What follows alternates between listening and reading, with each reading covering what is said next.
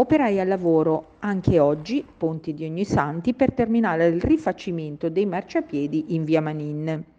intorno al secondo plesso scolastico più importante della città, quello che raggruppa licei scientifici, scientifico e artistico e la scuola media Violetti.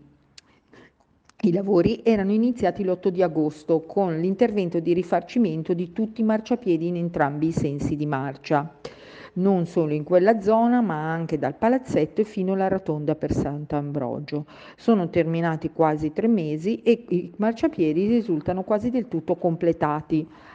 con la priorità che è stata data ai tratti che accompagnano gli studenti a scuola. E ora dovrebbe toccare all'intervento forse più atteso, perlomeno da motociclisti e ciclisti e da residenti, e cioè quello di colmare e risistemare con un nuovo